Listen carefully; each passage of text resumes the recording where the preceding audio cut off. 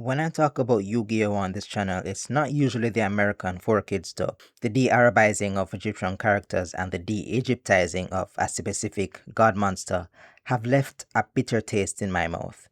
But I recently realized that one change that 4Kids made actually kinda adds some depth to the lore. After Yugi defeats Pegasus, he and the Spirit of the Millennium Puzzle have this short exchange. You saved everyone, Yugi. We both did, and I don't even know your name. I've been called many things through the ages. Pharaoh, Yu-Gi-Oh! I've been known as Yami. Well, Yami, I'm proud to call you my friend. Why he's called Pharaoh is obvious, and Yu-Gi-Oh! Is probably just a callback to the show's title. But let's look at the last one.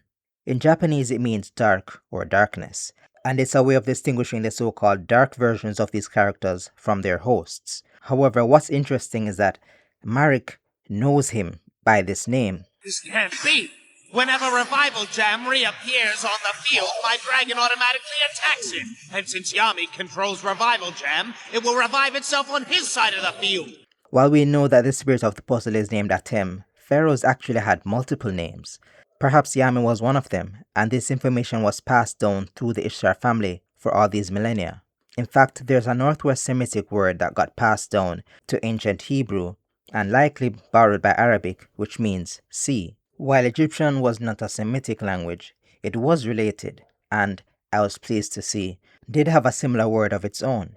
So by pure happenstance, the 4Kids dub added a name for the pharaoh that probably could have realistically been one of his names, meaning this name could have meant something like of the sea.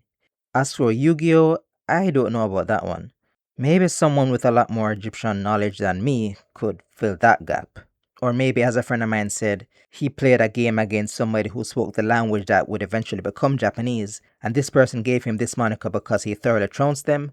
Who knows?